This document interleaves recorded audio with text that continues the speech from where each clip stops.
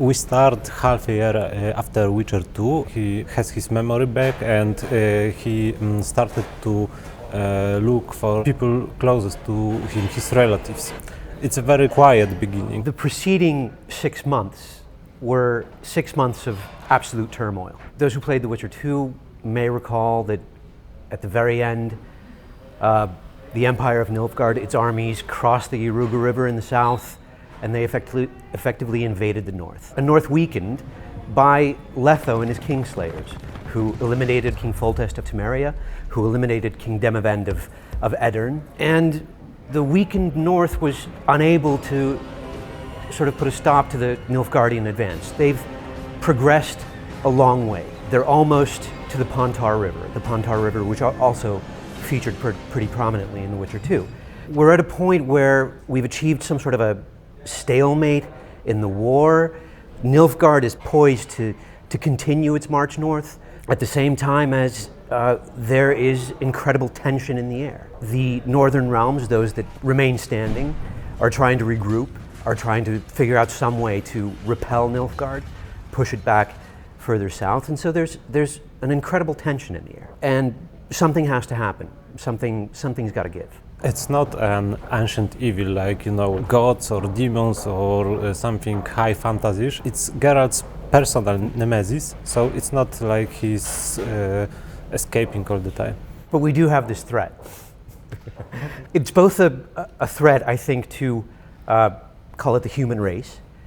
At the same time as it's a threat, as Marcin said, a personal nemesis for Geralt, a threat to Geralt and his loved ones. So Geralt's quest for those as a sterile witcher who could never possibly have a family, for those he could possibly consider kin, there is this dark force that does threaten them, and that can't help but affect him. In Witcher 3, we imagine Geralt as a middle-aged man who's having trouble. And when we talk about maturity, he's not a kid, he's not a young boy who is looking for adventure. He wants to be left alone, and that's what maturity is. I think that was actually pretty accurate, No, because Geralt is done with being sort of a pure adventure seeker. Life is no longer about that, especially when he's so close to finding these people who were so important to him. And I think him focusing on that is a function of his age, and it also takes us, I think, into more mature territory as far as themes go. I don't think he's going to be nearly as adventuresome sexually, although don't quote me on that. And it is going to be about figuring out relationships that are really important to him. And remember that he has Triss Merigold, and also someone new appears.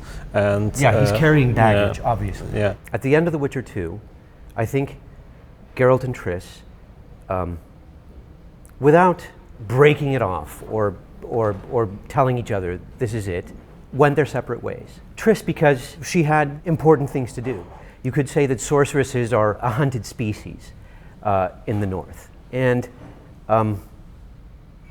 Geralt, at the same time, at the end of The Witcher 2, was very focused on finding, I'm not afraid to say it, his long-lost love.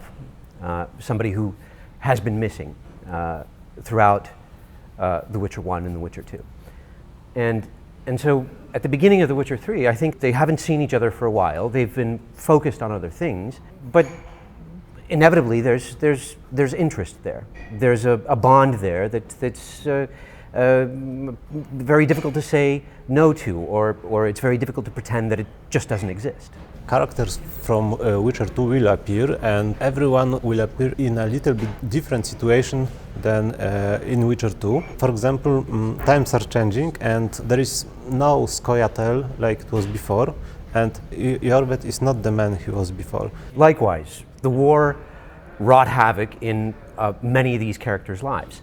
Temeria essentially is non-existent. Roach is no longer Foltest's man. Nilfgaard phobes like Zoltan and Dandelion have also displaced themselves or fled any area that might be construed as anywhere near the front lines.